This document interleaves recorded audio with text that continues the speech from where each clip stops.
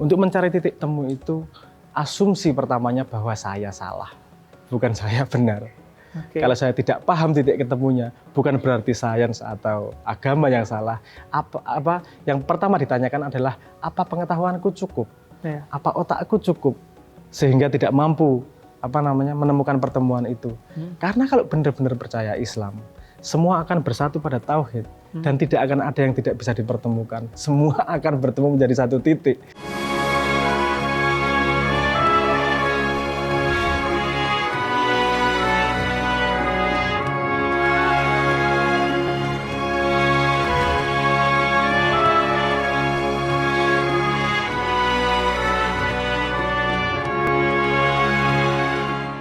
Kamu kalau menganggap itu benar, nggak masalah lah. Yang penting outputmu menjadi orang yang bermanfaat. Menurutku Islam juga ngomong gitu. Bukan outputnya Kamu salah, aku benar. Salah, sesat, bid'ah. Menurut saya itu Musyrik. ujub loh itu. Karena ketika kita merasa kita benar, berarti harus ada yang salah. Ya. Kenapa kamu harus merendahkan orang lain untuk mengangkat dirimu?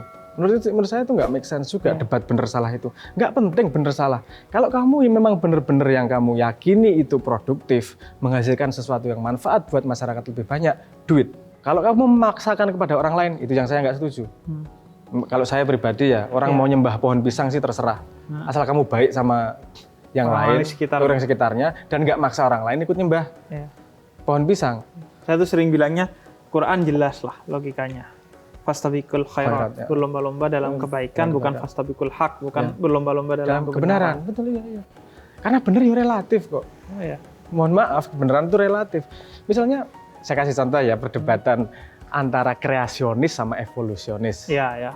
Yang satu percaya bahwa Tuhan menciptakan manusia. Yang satu percaya bahwa ini terjadi dari evolusi. Ya. Itu pernah terjadi debat di universitas saya. Dan saya berpendapat dan setelah itu berhenti debatnya. Nggak menarik jadinya. Nggak menarik jadinya gitu. Saya ngomong gini, dua-duanya benar. Loh kok gimana benar? Kan Tuhan menciptakan manusia nggak ngomong prosesnya berapa lama. Dan nggak ngomong caranya gimana. Kan mungkin bisa aja Tuhan membuat manusia dari tanah liat. Evolusi mulainya dari mana? Dari tanah juga, dari asam amino di madel di mat itu. Gitulah, saya nggak pakai istilah dari tanah juga, gampangnya gitu. Terus ini prosesnya butuh berapa juta tahun untuk jadi manusia. Kan nggak ada yang bisa ngeklaim bahwa Tuhan sebenarnya proses buatnya itu yang namanya evolusi. Jadi evolusi itu prosesnya. Terus evolusi itu prosesnya. Dan yang menciptakan siapa? Tuhan. Karena sampai sekarang saya juga nggak bisa ngomong kenapa asam amino itu bisa menjadi organik atau tidak inorganik. Itu juga ada yang ngomong dari petir, ada yang ngomong dari apa. Atau seterusnya. adanya aja dari mana kan? Dari mana kan nggak. Ya, saya bukan nggak boleh bicara itu saya. Boleh, nggak boleh karena kan di luar wilayah sains. Oh, iya. Dari mana itu? Kalau dari mana bisa kita ngomong dari Big Bang, kalau sains ngomong gitu. Tapi yang jadi pertanyaan sekarang, ini agak detail ya. Yang menjadi semua organik di muka bumi kan jadi ada yang namanya asam amino yang jadi organik itu. Itu cuma beda sudut aja. Siapa yang pindah beda sudut ini? Gimana ini prosesnya? Ini sampai sekarang jadi pertanyaan juga di sains. Kan kita bisa ngomong bahwa Tuhan menciptakan manusia, prosesnya dari asam amino itu sampai terjadi manusia. Terus ada yang bantah, lu kan kalau Quran ngomongnya manusia pertama itu Adam. Loh kalau kamu ngomong manusia itu Adam menurut Quran, coba cari definisi manusia menurut Quran, bukan manusia menurut society. Dalam sistem Quran ada ada kosakata manusia. Itu menurut Quran gimana? Menurut Quran, ketika diciptakan Adam, nomor satu dia diajari kata-kata dan dia bisa mengucapkan lagi kata-katanya itu. Artinya itu sebuah makhluk, bukan urusan badannya, bukan urusan bentuknya, tapi mempunyai kemampuan abstraksi untuk bisa mensimbolkan benda menjadi kata-kata. Gitu. Itu hanya ada terjadi kalau otaknya segini nih, badannya udah bentuknya manusia, bentuknya gimana udah nggak peduli. Tapi yang disebut manusia adalah kemampuan mengabstraksi itu. Kita ngomong itu pada titik Adam, itu kan tengah-tengah evolusi nggak masalah. Tiba-tiba ada manusia yang kemudian bisa mengabstraksi. Udah ketemu titiknya, cuman kita perlu meredefinisi asumsi terhadap arti kata-kata tersebut. Ya Sebenarnya ketemu aja semuanya. Ketemu aja semuanya. Iya, karena kemarin kita ngomongin agama dan budaya juga Mas Abrang bicara seperti itu, titik temunya. Hari ini juga bicara sains dan agama juga dicari titik temunya. Jadi memang akhirnya manusia itu tentang selain tadi bermanfaat kepada orang lain, juga soal bagaimana mencari titik temu ya, untuk menjadi visi bersama itu ya Mas. Iya, dan itu kunci saya masuk Quran, masuk Islam lagi. Oh, iya. Mencari titik temu yang ketika saya kemarin cerita soal sama Syekh itu. Iya. Untuk mencari titik temu itu asumsi pertamanya bahwa saya salah, bukan saya benar. Okay. Kalau saya tidak paham titik ketemunya, bukan berarti sains atau agama yang salah.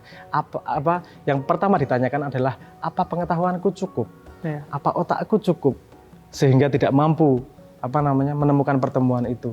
Karena kalau benar-benar percaya Islam, semua akan bersatu pada tauhid dan tidak akan ada yang tidak bisa dipertemukan. Semua akan bertemu menjadi satu titik yang namanya tauhid. Kalau nggak sampai ke situ, problemnya saya, bukan alam, bukan sains, bukan agama, bukan Qur'annya. Yang problem pemahaman saya. Asumsi berani salah itu loh yang tidak mudah. Dan karena itu kita selalu ihdinas siratal mustaqim setiap hari. Nggak pernah berhenti. Tidak pernah berhenti. Terus perasaan itu yang harus dijaga. Harus dijaga. Bukan perasaan benar, tapi justru perasaan salah. Yang benar sudah bukan milik kita lah, biarin kita investasi untuk akhirat lah kebenaran itu. Kayaknya Ali pernah ngomong gitu deh. Ali bin Abi Thalib, pernah jenengan sing ahli yo. Pada setiap kejadian pasti kamu punya sumbangsih salah loh. Oh iya. Jangan lupa ingat salahmu dulu sebelum menyalahkan orang lain. Iya. Kalau nggak salah ada. Iya.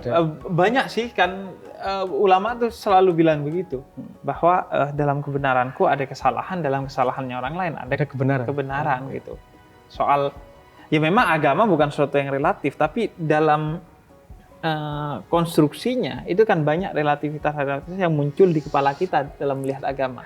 Relativitas itu bukan pada agamanya menurut saya. Iya. Relativitas itu pada pemahaman manusianya.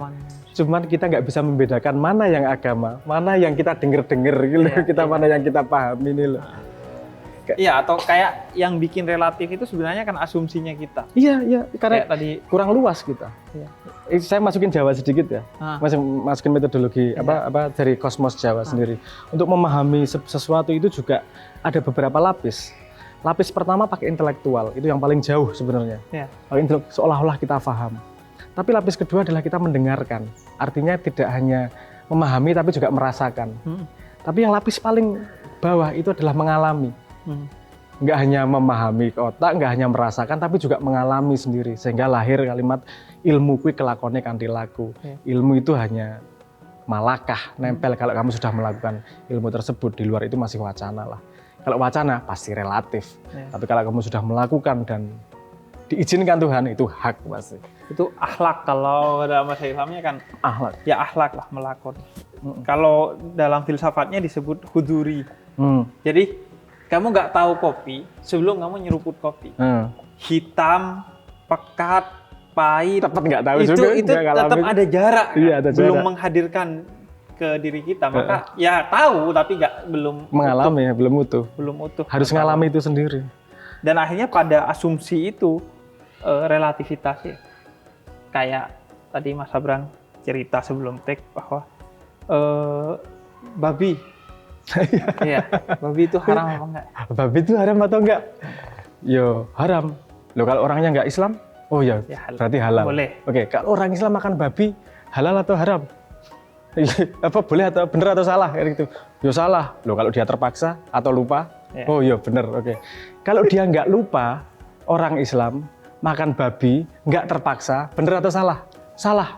Ya belum tentu juga. Karena kamu nggak pernah tanya tujuan dia kemana. Kalau tujuan dia sama kamu, tujuannya ke surga, ya salah. Kalau dia masuk Islam demi tujuan ke neraka, itu langkah yang paling benar. Kalau bisa makan babi yang nyolongnya dari anak yatim, kemudian ketabrak mobil, terus dipotong nggak pakai bismillah, dimakan. Itu jalan benar dia, karena tujuannya ke neraka. Nah, kita debat nggak pernah ngomongin tujuannya nih. Jadi debat benar salahnya berdasarkan tujuan masing-masing. Kadang nggak ketemu ini diskusi, kadang sering-sering tuh. Aku tuh jadi ingat ini juga, karena tadi ngomong bangke. babi yang ditabrak jadi bangke, kan bangke aja udah haram, apalagi bangkainya babi gitu. Apalagi nyolong dari Apalagi nyolong lagi. Ada satu keluarga miskin yang nggak bisa makan, dia makan babi. Terus ada satu orang datang, ini di zaman tabi'in setelah sahabat Nabi. Kata dia, boleh nggak istri saya lagi ngidam minta makanan itu? Ini makanan halal bagi kami, haram bagi kamu. Karena ini bangkai, tapi kami nggak ada makanan lagi. Kemudian akhirnya dia ambil dana haji yang sudah dia kumpulkan 30 tahun, dia kasih ke orang itu untuk kehidupan dia, kesejahteraan ekonomi. Dan akhirnya orang yang dihaji justru nggak ketemu Allah, nggak mabrur, dia yang mabrur. Gitu.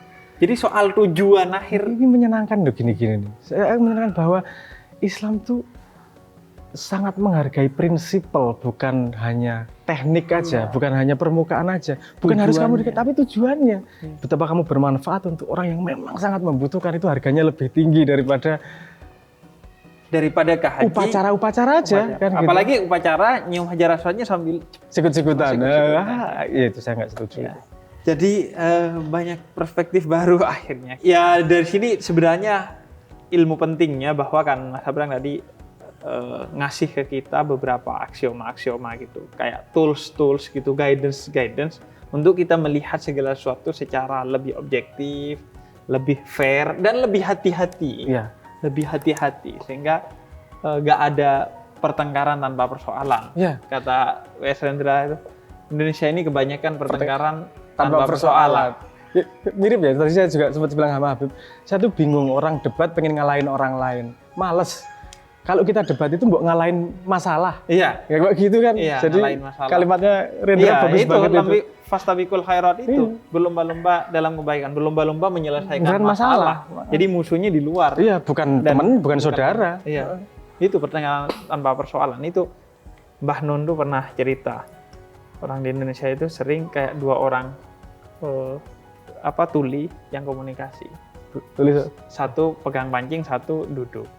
Yang duduk nanya, mau kemana Mbah? Mau mancing ya? Terus yang pegang mancing bilang, oh enggak, saya mau mancing. Terus dia nyaut lagi, oh saya kira mau mancing. Nah, kita itu ada media sosial tapi tidak bersosialisasi. Ada media komunikasi tapi tidak berkomunikasi. Ada pertengkaran tanpa persoalan. Yang model anak STM tengkar, kemudian ditanya, apa masalahnya? Gak tahu, kata senior pokoknya maju. Sama, orang yang kemudian didorong oleh tokoh-tokoh agamanya gitu.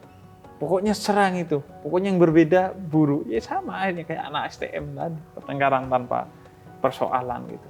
Kita harus tumbuh dewasa ya, Beb ya. Tumbuh dewasa gitu. Ya, dan mendorong, pilihannya hanya mendorong lebih dewasa. Nggak ada pilihan lain ya. Ya hanya mendorong atau membiarkan dewasa secara akhirnya balik ke dikreasikan atau dibiarkan dengan sendiri. Ada konsep menarik dari Ki Hajar Dewantara, mumpung kamu Jogja juga ya, tentang itu. Itu konsep pendidikan beliau adalah semua rumah itu sekolah, semua tempat itu sekolah, semua orang adalah guru dan semua orang adalah murid. Itu menurut saya konsep yang sangat menyenangkan. Karena pada prinsipnya semua orang kan murid di hadapan Tuhan, misalnya gitu. Sesama murid tidak bisa mengisi rapot teman dong. Nggak bisa kita ngomong salah di mata Tuhan, aku benar di mata Tuhan. Sesama murid kok ngisi rapot teman. Tapi sesama murid bisa saling membantu. Yang SMP bantuin yang SD, yang SMA bantuin yang SMP. Kan semua orang pada perjalanan pada level yang berbeda. Yalah kita saling bantu. Dan kita saling belajar satu sama lain. Ataupun kalaupun nggak atas bawah bisa samping. Bisa samping. Yang fisika bisa ngajari agama, yang agama mengajari fisika. Bisa sangat lateral juga sangat bisa. Kalau itu terjadi, kita akan menghadapi society yang girohnya adalah untuk saling bermanfaat walaupun dengan ilmu. Karena kalau dengan ilmu aja nggak bermanfaat, jangan harap dengan ilmu aja nggak mau berbagi, jangan harapan dengan ibadah, dengan benda, dengan kepemilikan. Ilmu nggak itu dibagi, ilmu berbagi aja nggak kurang ya. Masa itu nggak mau? Kalau kamu ngasih duit kan ya berkurang duitmu, ya oke lah. Tapi kalau ilmu nggak mau berbagi, apalagi duit. Iya. Oke Mas Abrang, terima kasih Mas Abrang ya atas obrolannya. Semoga jadi insight yang top tier lah buat teman-teman agar saya nih jauh-jauh ke Jogja, manfaatnya banyak sekali lah buat teman-teman, karenanya penting disimak dan di-share lah agar bisa jadi insight buat yang lain. Ya tadi minimal kalau kalian nggak mau sedekah duit, nggak mau sedekah ilmu, atau karena nggak punya duit dan nggak punya ilmu, minimal share ini, sedekah share lah. Kan iya, di zaman sekarang minimal sedekah share. Jangan hanya jadi pemuda tersesat, tapi pemuda tersengat juga. Tersengat ya, tersengat. Menyengat sana sini. Menyengat sana sini dengan ilmu. Dengan ilmu. Oke, terima kasih Mas Abrang sekali lagi. Dan buat teman-teman Cahaya untuk Indonesia, terima kasih. Silakan ambil manfaatnya. Dan jangan lupa tonton video-video yang lain. Wassalamualaikum warahmatullahi wabarakatuh. Terima kasih.